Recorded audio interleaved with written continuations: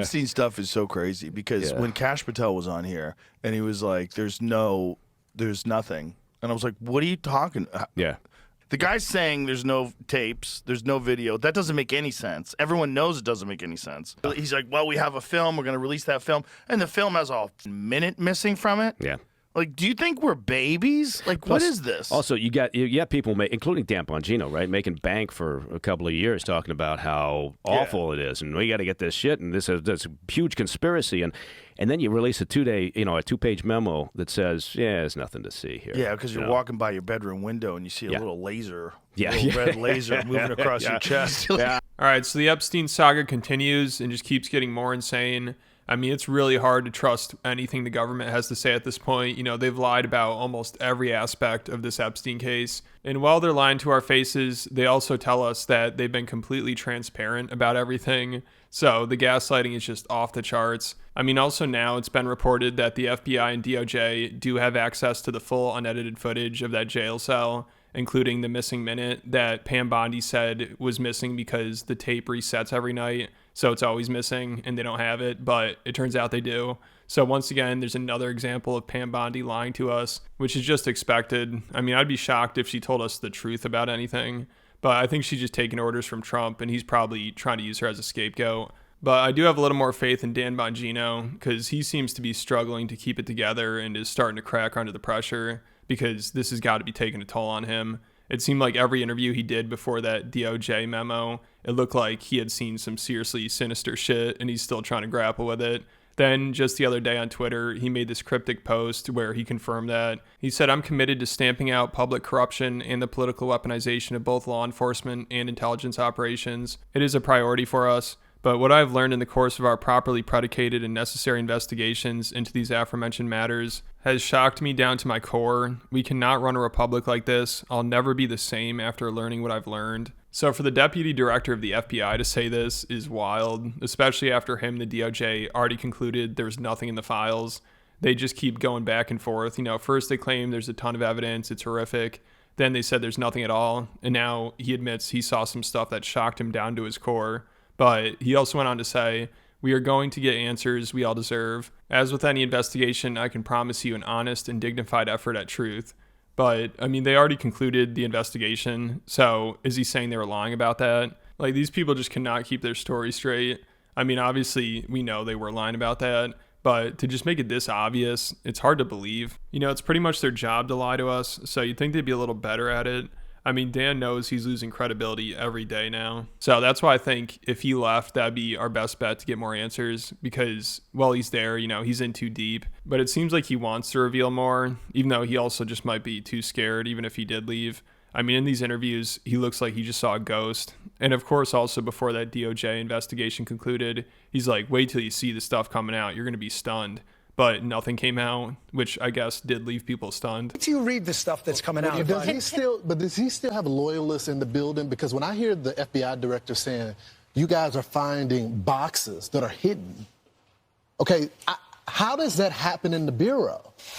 Well, we were there a couple of weeks, and luckily there were a lot of people up there who grabbed us by the arm the minute we came in and said, "Thank you for being here. You know, we need to talk." There are people there who are really horrified at what happened. And there was a room, and we found stuff, a lot of stuff. A hidden room? I wouldn't call it hidden, but hidden from us at least, and not mentioned to us. And then we found stuff in there, and a lot of it's from the Comey era, and we are working our damnedest right now to declassify. And just so you know, because I get the public, I totally understand people saying, well, do it now. The process is not all the information is ours to declassify. Some is other intelligence agencies. It's not. We literally can't do it. Once that gets done and that gets out there and you read some of the stuff we found that, by the way, was not processed through the normal procedure, digitizing it, putting in FBI records. We found it in bags hiding under Jim Comey's FBI. You're going to be stunned. So after Pam, Kash, and Dan told us, just wait, you know, we have evidence, videos, files, lists, names, and then they just released an official DOJ memo saying there's none of that.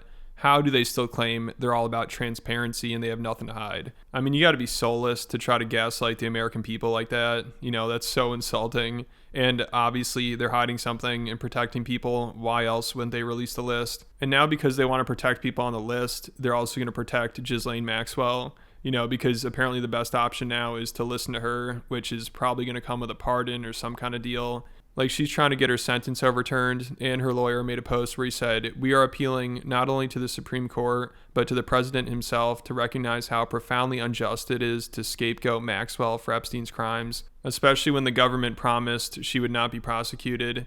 And now whenever Trump is asked about this, he just says, well, you know, I'm able to pardon her if I want to, which doesn't sound good. I mean, if that happens, it's going to be such a bad look. Like, if they pardon her just because they don't want to release the list, I don't know how anybody could support that. I mean, obviously people will, but it's going to be really embarrassing to defend pardoning a child sex trafficker who the victims say is worse than Epstein and deserves a life in prison. I mean, this will be so disrespectful to the victims, and it's all because they don't want to release the files.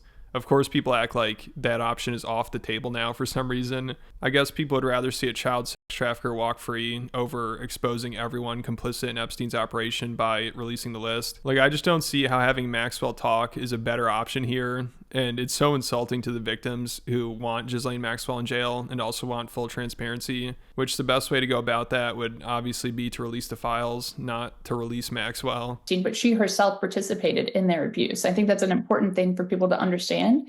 And then she also, you know, made threats. She made threats to my sister, to our family, when it was clear that my sister had reported her. And so I think that to be told that suddenly she's being brought to the table as a potential source of information when she's previously been charged with perjury by the government is very confusing and unsettling. Forced into Jeffrey's room to be raped by Ghislaine. Ghislaine is as responsible, if not more, than Jeffrey.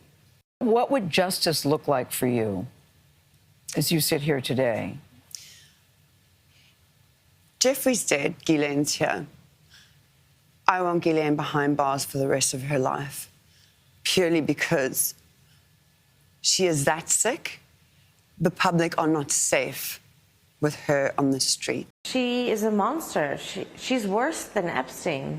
She did things even worse than Epstein did. She was vicious, she was evil, and she was a woman. Her lawyers have said Ghislaine Maxwell is not a Jeffrey Epstein, that she has been a victim of media spin. They're doing their job, but I know that woman. I've known her really well. Put it this way. Epstein was Pinocchio, and she was Geppetto. She was the guy controlling the strings. Jeffrey. Yep, she was pulling the strings. She had his money. He had her contacts. But Ghislaine was much more conniving and smart than Epstein ever was. And the last victim shown there, she recently allegedly committed suicide. So to let Maxwell off the hook after everything she caused them would be terrible. Also, she was recruited by Epstein at Mar-a-Lago, which was brought up on Rogan's podcast like a month ago by his guest, and Rogan told him to be careful. Definitely did not kill myself. It's one of them deals. Mm-hmm. Oh, yeah. Conveniently died. Yeah, didn't one of the Epstein witnesses just kill herself? Oh, yes. Yeah. Yeah. Oopsies. Things happen. Yeah. Do you know where they recruited her? Where? She got recruited at Mar-a-Lago. She was a locker room attendant at Mar-a-Lago when she got recruited. I'm pretty sure.